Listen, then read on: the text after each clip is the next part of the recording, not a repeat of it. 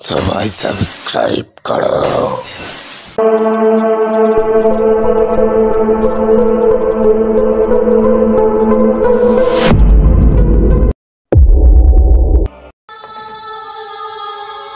এই স্কুলটির একটি ক্লাসে একবার আগুন ধরে গিয়েছিল।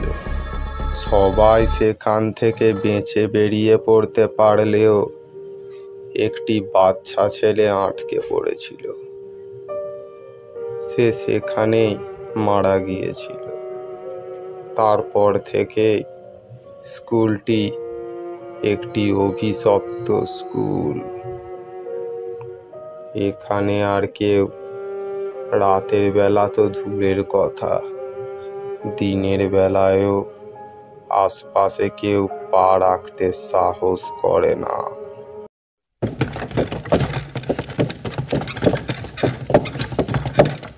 সবুজে ঘেরা সুন্দর একটি গ্রাম।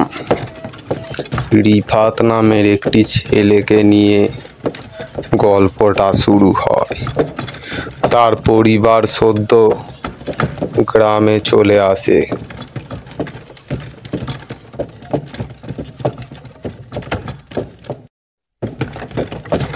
তাদের গরুর গাড়িটি একভাবে ছুটে চলেছে তাদের গন্তব্যের দিকে।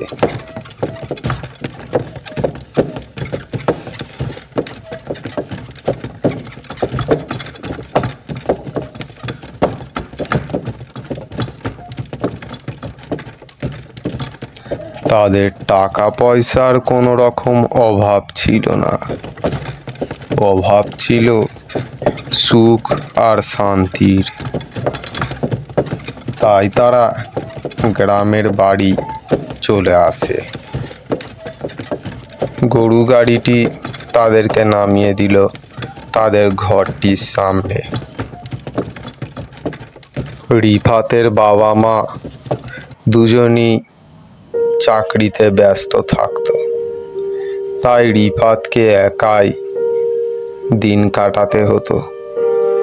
বাড়িতে একা একা খেলাধুলা করে সে প্রথম 2-3 দিন কাটিয়ে দিয়েছে।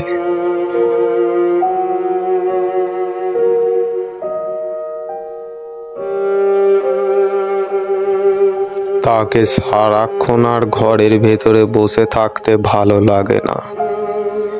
এবার সে গ্রামে ঘুরতে বেরিয়ে পড়ে।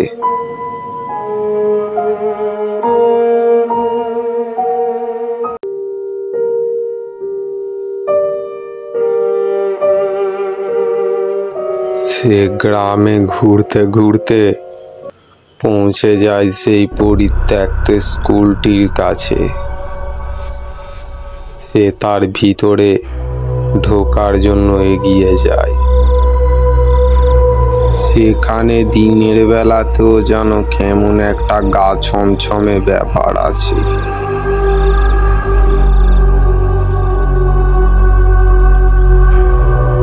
এই রিফাত, তুই কি করছিস?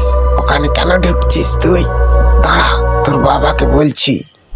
ঘরের দিকে চ বলছি, তাড়াতাড়ি সোজা ঘরের দিকে যাবি।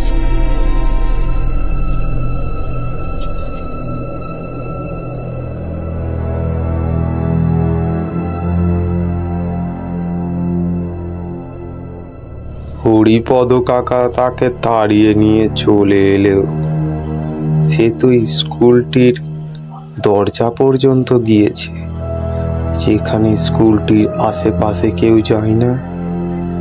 হরিপদ কাকা তাকে তার ঘর পর্যন্ত পৌঁছে দিয়ে যায়। তারপরে সে বাড়ির দিকে চলে যায়।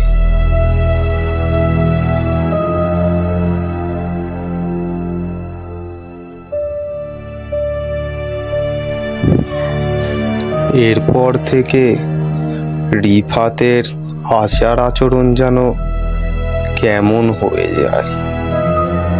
সে আর কারোর সাথে ভালো করে কথাও বলে না, চুপচাপ ঘরের এক কোণে বসে থাকে। আর দিনের বেলায় পড়ে পড়ে ঘুমোয়, আর রাত হলে সে উঠে বসে থাকে। রিফাতের এইসব কাণ্ড দেখে তার বাবা মা তাকে অসুস্থ ভাবে, তাই এরপরে ডাক্তারও এনেছে। সব ডাক্তাররা দেখে, যে যার মতো ওষুধ দিয়ে আবার চলে যায়। কিন্তু রিফাতের শরীর এদিকে ভালো হয় না। দিন দিন সে যেন কেমন শুকিয়ে যাচ্ছে।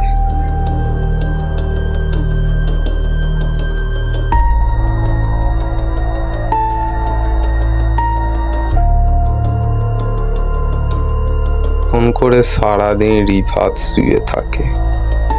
একদিন রাতের বেলায় সে ফিস ফিস করে যেন কার সাথে কথা বলছে। তারপরে সে দিয়ালে আবার টিকটিকির মতো চাপটে ছিল। তার মা দেখে তার তো মাথা ঘুরে যায়। তারপরের দিন সকালে সে রিফাতের বাবাকে পাঠায় গ্রামের শেষ প্রান্তে বট গাছের নিচে বসা মহিমা কাকির কাছে। সে ভূত ছাড়ায়, তার কাছেই রিফাতের বাবা যাচ্ছে। সেখানে পৌঁছে সে মহিমা কাকিকে সব ঘটনা খুলে বলে। সব শোনার পর সে চোখ খুলে বলতে শুরু করে, ঠিক আছে, তুমি চিন্তা করো না, আমি সন্ধ্যাবেলায় আসবো।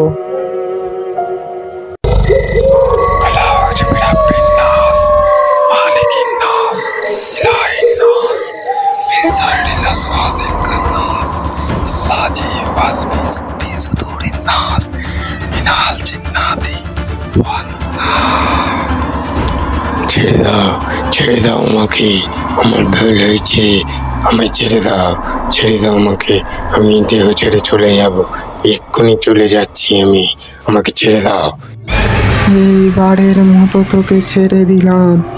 দ্বিতীয়বার যদি আমি দেখেছি বা শুনেছি, তাহলে তোর আর নিস্তার নেই। যা, চোখের সামনে দিয়ে দূর হয়ে যা।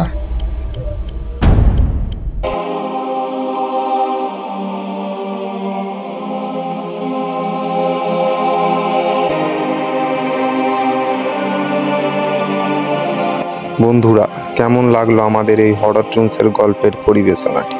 যদি ভালো লেগে থাকে অবশ্যই একটি লাইক করে দেবেন, সুন্দর সুন্দর কমেন্ট করুন, সাবস্ক্রাইব করে আমাদের পাশে থাকুন। দেখা হচ্ছে পরবর্তী ভিডিওতে। ধন্যবাদ।